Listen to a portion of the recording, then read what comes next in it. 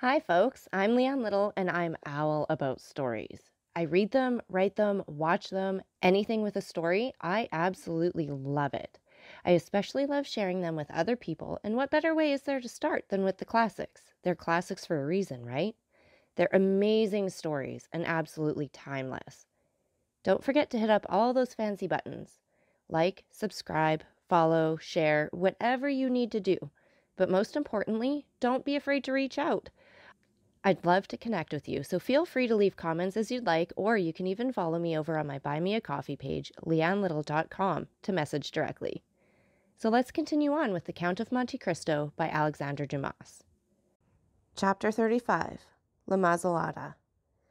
"Gentlemen," said the Count of Monte Cristo as he entered, "I pray you excuse me for suffering my visit to be anticipated, but I feared to disturb you by presenting myself earlier at your apartments. Besides, you sent me word that you would come to me, and I have held myself at your disposal." "Franz and I have to thank you 1,000 times, Count," returned Albert. "You extricated us from a great dilemma, and we were on the point of inventing a very fantastic vehicle when your friendly invitation reached us." "Indeed," returned the Count, motioning the two young men to sit down. "It was the fault of that blockhead Pastrini that I did not sooner assist you in your distress.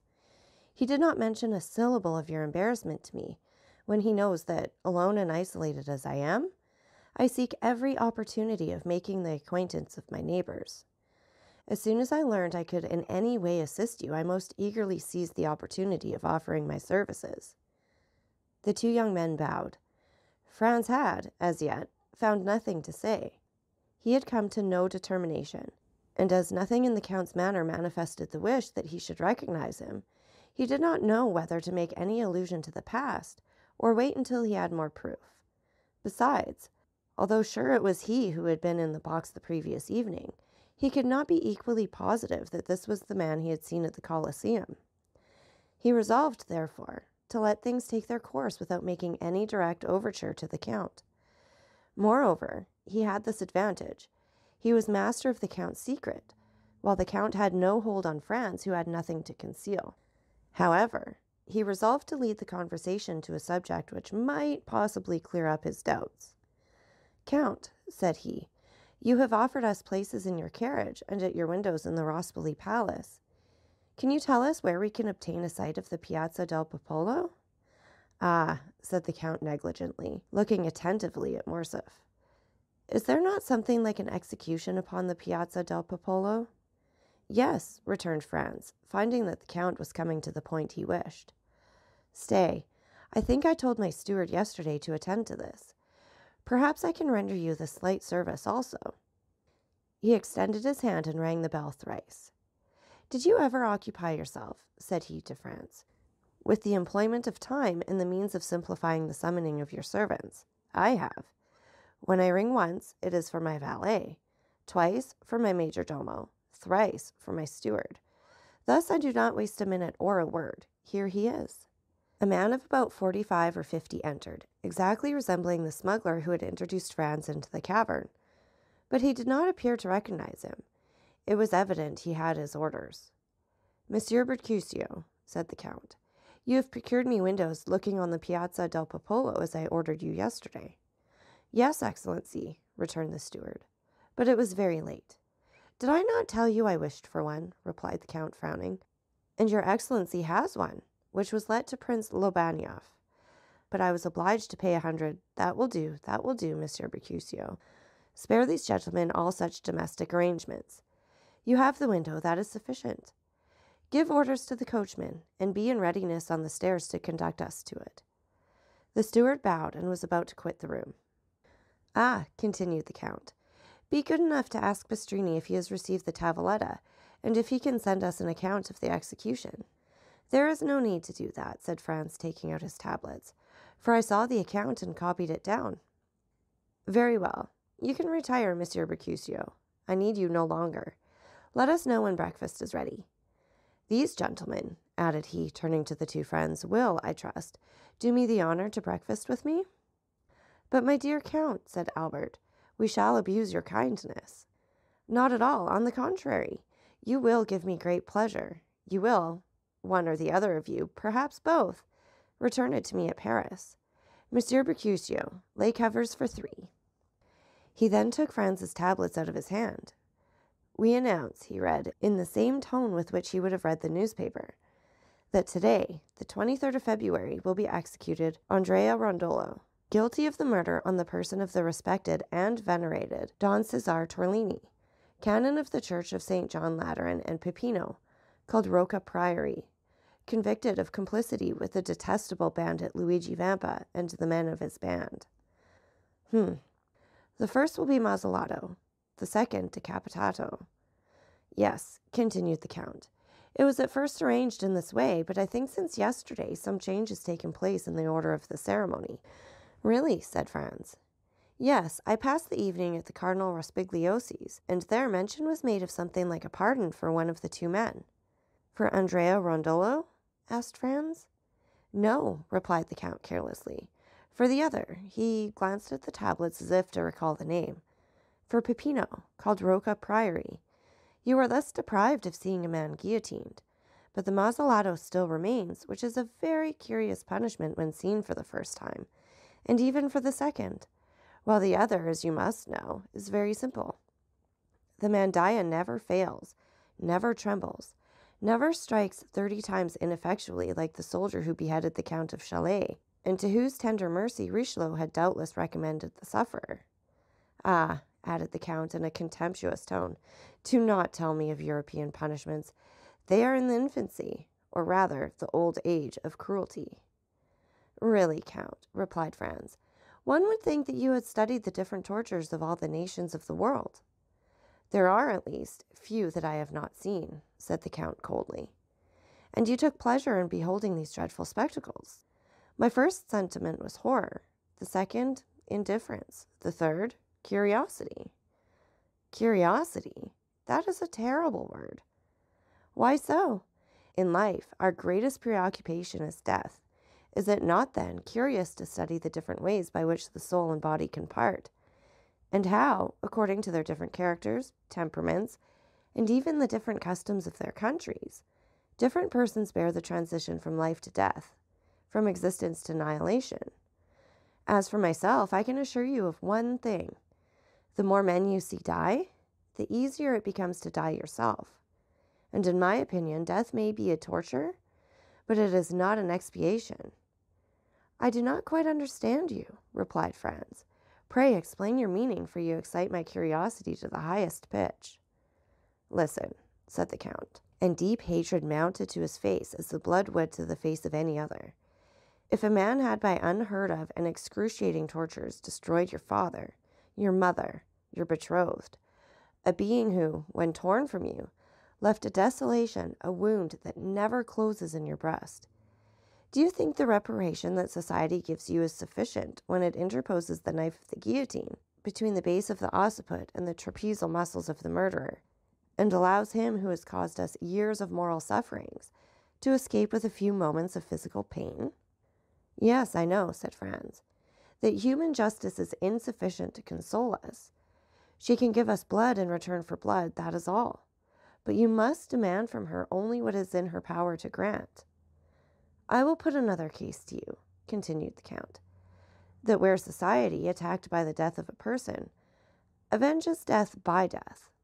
But are there not 1,000 tortures by which a man may be made to suffer without society taking the least cognizance of them, or offering him even the insufficient means of vengeance, of which we have just spoken? Are there not crimes for which the impalement of the Turks, the augurs of the Persians, and the stake and the brand of the Iroquois Indians are inadequate tortures, and which are unpunished by society? Answer me. Do not these crimes exist? Yes, answered Franz, and it is to punish them that dueling is tolerated. Ah, dueling, cried the Count, a pleasant manner, upon my soul, of arriving at your end when that end is vengeance. A man has carried off your mistress. A man has seduced your wife. A man has dishonored your daughter. He has rendered the whole life of one who had the right to expect from heaven that portion of happiness God has promised to every one of his creatures, an existence of misery and infamy. And you think you are avenged because you send a ball through the head or pass a sword through the breast of that man who has planted madness in your brain and despair in your heart. And remember, moreover, that it is often he who comes off victorious from the strife, absolved of all crime in the eyes of the world. No, no, continued the Count. Had I to avenge myself, it is not thus I would take revenge. Then you disapprove of dueling? You would not fight a duel? Asked Albert in his turn, astonished at this strange theory. Oh, yes, replied the Count. Understand me. I would fight a duel for a trifle, for an insult, for a blow, and the more so that, thanks to my skill in all bodily exercises, and the indifference to danger that I have gradually acquired, I should be almost certain to kill my man. Oh, I would fight for such a cause, but in return for slow, profound, eternal torture, I would give back the same, were it possible. An eye for an eye, a tooth for a tooth, as the Orientalists say. Our masters in everything, those favored creatures who have formed for themselves a life of dreams and a paradise of realities. But, said Franz to the Count, with this theory which renders you at once judge and executioner of your own cause, it would be difficult to adopt a course that would forever prevent your falling under the power of the law. Hatred is blind. Rage carries you away, and he who pours out vengeance runs the risk of tasting a bitter draught. Yes, if he be poor and inexperienced, not if he be rich and skillful. Besides, the worst that could happen to him would be the punishment of which we have already spoken, and which the philanthropic French Revolution has substituted for being torn to pieces by horses or broken on the wheel. What matters this punishment, as long as he is avenged. Upon my word, I almost regret that in all probability this miserable Peppino will not be beheaded, as you might have had an opportunity then of seeing how short a time the punishment lasts, and whether it is worth even mentioning. But, really, this is a most singular conversation for the carnival, gentlemen. How did it arise? Ah, I recollect. You asked for a place at my window. You shall have it. But let us first sit down to table, for here comes the servant to inform us that breakfast is ready. As he spoke, a servant opened one of the 4 doors of the apartment, saying, Al suo commodo. The 2 young men arose and entered the breakfast room.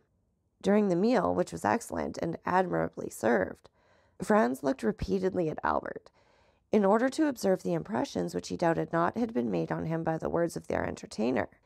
But whether, with his usual carelessness, he had paid but little attention to him, whether the explanation of the Count of Monte Cristo with regard to dueling had satisfied him, or whether the events which Franz knew of had had their effect on him alone, he remarked that his companion did not pay the least regard to them, but on the contrary ate like a man who for the last 4 or 5 months had been condemned to partake of Italian cookery, that is, the worst in the world. As for the Count, he just touched the dishes. He seemed to fulfill the duties of a host by sitting down with his guests, and awaited their departure to be served with some strange or more delicate food.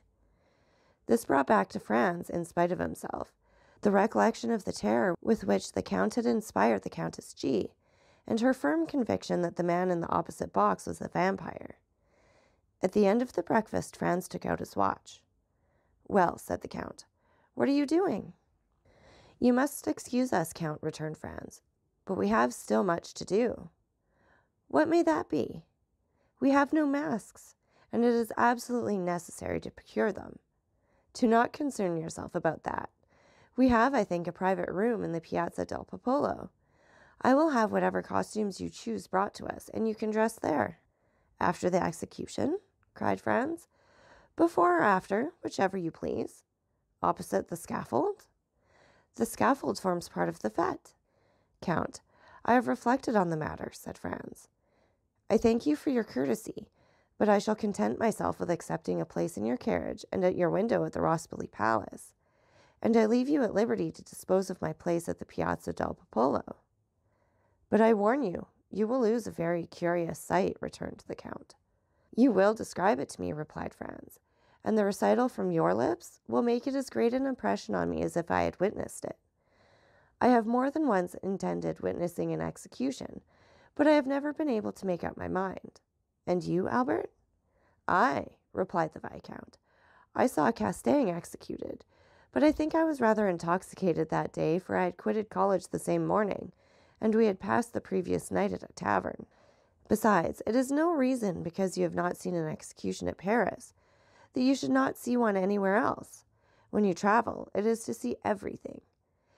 Think what a figure you will make when you are asked, "How do they execute at Rome?" And you reply, "I do not know." And besides, they say that the culprit is an infamous scoundrel, who killed with a log of wood a worthy canon who had brought him up like his own son. Diable!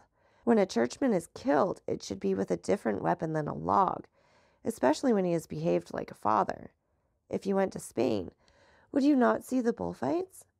Well, suppose it is a bullfight you are going to see.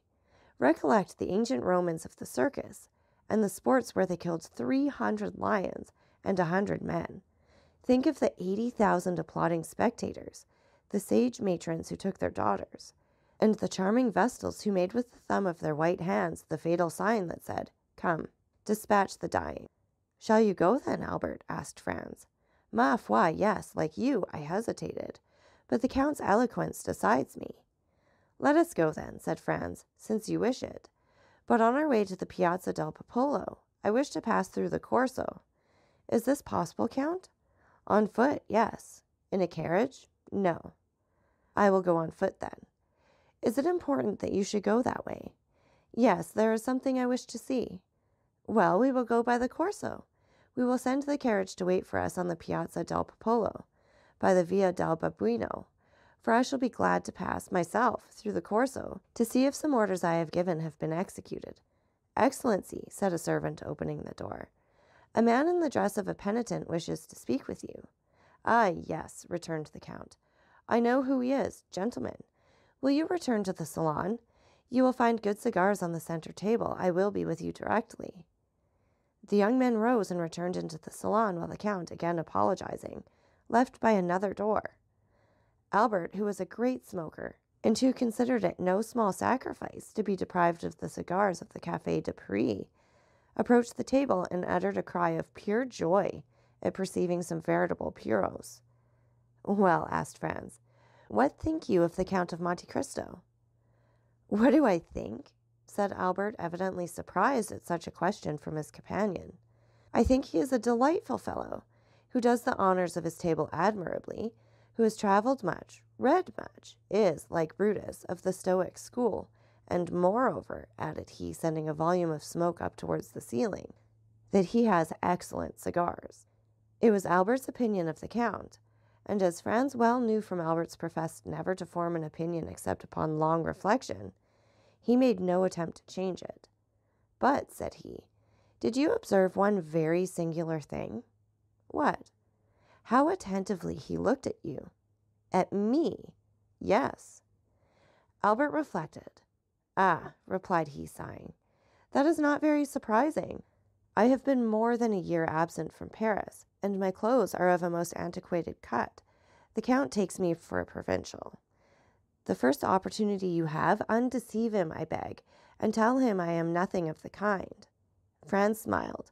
An instant after, the Count entered. "I am now quite at your service, gentlemen," said he. "The carriage is going one way to the Piazza del Popolo, and we will go another, and, if you please, by the Corso. Take more of these cigars, Monsieur de Morcerf." "With all my heart," returned Albert. "Italian cigars are horrible. When you come to Paris, I will return all this." "I will not refuse. I intend going there soon, and since you allow me, I will pay you a visit. Come, we have not any time to lose. It is 12:30. Let us set off." All three descended.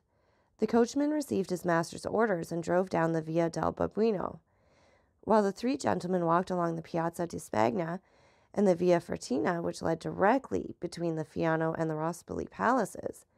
Franz's attention was directed towards the windows of the last palace, for he had not forgotten the signal agreed upon between the man in the mantle and the Trastevere peasant. "Which are your windows?" asked he of the Count, with as much indifference as he could assume. "The three last," returned he, with a negligence evidently unaffected, for he could not imagine with what intention the question was put. Franz glanced rapidly toward the three windows. The side windows were hung with yellow damask, and the center one with white damask and a red cross. The man in the mantle had kept his promise to the Transteverin, and there could now be no doubt that he was the Count. The 3 windows were still untenanted. Preparations were making on every side. Chairs were placed, scaffolds were raised, and the windows were hung with flags. The masks could not appear. The carriages could not move about, but the masks were visible behind the windows, the carriages, and the doors. Franz, Albert, and the Count continued to descend the Corso. As they approached the Piazza del Popolo, the crowd became more dense, and above the heads of the multitude 2 objects were visible. The obelisk, surmounted by a cross which marks the center of the square, and in front of the obelisk, at the point where the 3 streets del Babuino, del Corso, and di Ripetta meet, the 2 uprights of the scaffold, between which glittered the curved knife of the mandaia. At the corner of the street they meet the Count's steward, who is awaiting his master. The window, let at an exorbitant price, which the Count had doubtless wished to conceal from his guests, was on the 2nd floor of the great palace, situated between the Via del Babuino and the Monte Pincio. It consisted, as we have said, of a small dressing room, opening into a bedroom, and when the door of communication was shut, the inmates were quite alone. On chairs were laid elegant masquerade costumes of blue and white satin. "As you left the choice of your costumes to me," said the Count to the 2 friends, "I have had these brought, as they will be the most worn this year, and they are the most suitable on account of the confetti, sweetmeats, as they do not show the flour." Franz heard the words of the Count, but imperfectly, and he perhaps did not fully appreciate this new attention to their wishes, for he was wholly absorbed by the spectacle that the Piazza del Popolo presented, and by the terrible instrument that was in the center. It was the first time Franz had ever seen a guillotine. We say guillotine because the Roman mandaia is formed on almost the same model as the French instrument. The knife, which is shaped like a crescent that cuts with the convex side, falls from a less height, and that is all the difference. 2 men, seated on the movable plank on which the victim is laid, were eating their breakfasts while waiting for the criminal. Their repast consisted apparently of bread and sausages. One of them lifted the plank, took out a flask of wine, drank some, then passed it to his companion. These 2 men were the executioner's assistants. At this sight, Franz felt the perspiration start forth upon his brow. The prisoners, transported the previous evening from the Caserie Nuove to the little church of Santa Maria del Popolo, had passed the night, each accompanied by 2 priests, in a chapel closed by a grating, before which there were 2 sentinels who were relieved at intervals. A double line of carbineers, placed on each side of the door of the church, reached to the scaffold and formed a circle around it, leaving a path about 10 feet wide, and around the guillotine a space of nearly 100 feet. All the rest of the square was paved with heads. Many women held their infants on their shoulders, and thus the children had the best view. The Monte Pincio seemed a vast amphitheater filled with spectators. The balconies of the 2 churches at the corner of the Via de Bubuino and the Via de Ripetta were crammed. The steps even seemed a party-colored sea that was impelled toward the portico. Every niche in the wall held its living statue. What the Count said was true. The most curious spectacle in life is that of death. And yet, instead of the silence and solemnity demanded by the occasion, laughter and jests arose from the crowd. It was evident that the execution was, in the eyes of the people, only the commencement of the carnival. Suddenly the tumult ceased, as if by magic, and the doors of the church opened. A brotherhood of penitents, clothed from head to foot in robes of gray sackcloth, with holes for the eyes, and holding in their hands lighted tapers, appeared first. The chief marched at the head. Behind the penitents came a man of vast stature and proportions. He was naked, with the exception of cloth drawers at the left side which hung a large knife in a sheath, and he bore on his right shoulder a heavy iron sledgehammer. This man was the executioner. He had, moreover, sandals bound on his feet by cords.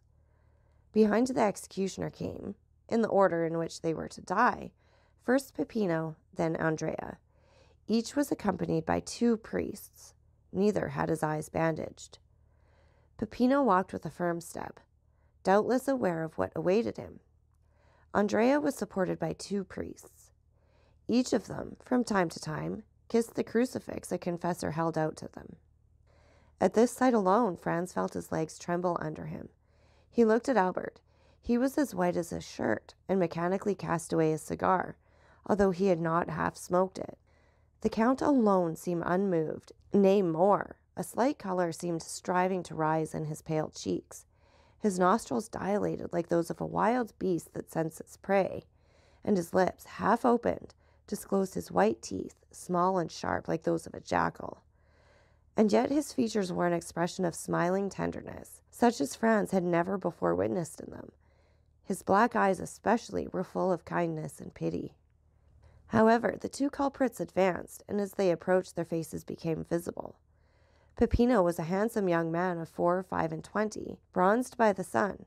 He carried his head erect and seemed on the watch to see on which side his liberator would appear. Andrea was short and fat. His visage, marked with brutal cruelty, did not indicate age. He might be 30. In prison he had suffered his beard to grow. His head fell on his shoulder, his legs bent beneath him, and his movements were apparently automatic and unconscious. "I thought," said Franz to the Count, "that you told me there would be but one execution." "I told you true," replied he coldly. "And yet here are two culprits." "Yes, but only one of these is about to die. The other has many years to live. If the pardon is to come, there is no time to lose." "And see, here it is," said the Count. At the moment when Peppino reached the foot of the mandaia, the priest arrived in some haste, forced his way through the soldiers, and in advancing to the chief of the brotherhood gave him a folded paper. The piercing eye of Peppino had noticed all. The chief took the paper, unfolded it, and, raising his hand, "Heaven be praised, and His Holiness also," he said in a loud voice. "Here is a pardon for one of the prisoners." "A pardon!" cried the people with one voice. "A pardon!" At this cry, Andrea raised his head. "A pardon for whom?" cried he. Peppino remained breathless. "A pardon for Peppino, called Rocca Priory," said the principal friar, and he passed the paper to the officer commanding the carbineers, who read and returned it to him. "For Peppino!" cried Andrea, who seemed roused from the torpor in which he had been plunged. "Why for him and not for me? We ought to die together. I was promised he should die with me. You have no right to put me to death alone. I will not die alone. I will not." And he broke from the priest, struggling and raving like a wild beast, and striving desperately to break the cords that bound his hands. The executioner made a sign, and his assistants leaped from the scaffold and seized him. "What is going on?" asked Franz of the Count. For as all the talk was in the Roman dialect, he had not perfectly understood it. "Do you not see," returned the Count, "that this human creature who is about to die is furious that his fellow sufferer does not perish with him, and, were he able, he would rather tear him to pieces with his teeth and nails than let him enjoy the life he himself is about to be deprived of. Oh, man, man, race of crocodiles," cried the Count, extending his clenched hands toward the crowd. "How well do I recognize you there, and that at all times you are worthy of yourselves." Meanwhile, Andrea and the two executioners were struggling on the ground, and he kept exclaiming, "He ought to die! He shall die! I will not die alone!" "Look, look!" cried the Count, seizing the young man's hands. "Look, for on my soul it is curious. Here is a man who had resigned himself to his fate, who was going to the scaffold to die, like a coward, it is true, but he was about to die without resistance. Do you know what gave him strength? Do you know what consoled him? It was that another partook of his punishment, that another partook of his anguish, that another was to die before him. Lead 2 sheep to the butcher's, 2 oxen to the slaughterhouse, and make one of them understand that his companion will not die. The sheep will bleat for pleasure, the ox will bellow with joy, but man, whom God created in His own image, man upon whom God has laid His first, His sole commandment to love his neighbor, man, to whom God has given a voice to express his thoughts. What is his first cry when he hears his fellow man is saved? A blasphemy. Honor to man, this masterpiece of nature, this king of the creation. And the Count burst into a laugh, a terrible laugh, that showed he must have suffered horribly to be able thus to laugh. However, the struggle still continued, and it was dreadful to witness. The two assistants carried Andrea up to the scaffold. The people all took part against Andrea, and 20,000 voices cried, "Put him to death! Put him to death!" Franz sprang back, but the Count seized his arm and held him before the window. "What are you doing?" said he. "Do you pity him? If you heard the cry of 'Mad dog,' you would take your gun. You would unhesitatingly shoot the poor beast who, after all, was only guilty of having been bitten by another dog. And yet you pity a man who, without being bitten by one of his race, has yet murdered his benefactor, and who now, unable to kill anyone because his hands are bound, wishes to see his companion in captivity perish. No, no, look, look!" The recommendation was needless. Franz was fascinated by the horrible spectacle. The two assistants had borne Andrea to the scaffold, and there, in spite of his struggles, his bites, and his cries, had forced him to his knees. During this time, the executioner had raised his mace and signaled to them to get out of the way. The criminal strove to rise, but ere he had time, the mace fell on his left temple. A dull and heavy sound was heard, and the man dropped like an ox on his face, and then turned over on his back. The executioner let fall his mace, drew his knife, and with one stroke opened his throat, and mounting on his stomach, stamped violently on it with his feet. At every stroke a jet of blood sprang from the wound. This time Franz could contain himself no longer, but sank, half fainting, into a seat. Albert, with his eyes closed, was standing grasping the window curtains. The Count was erect and triumphant, like the avenging angel. So that's it for this chapter. And again, take a minute to like, subscribe, and share. And don't forget that I love hearing from all of you. So please leave any comments you'd like, or you can follow me over on my Buy Me a Coffee page, leannelittle.com. That's LIANELITTLE.com. And thank you so much for listening. Remember, it's Owl About the Story. Have a great day.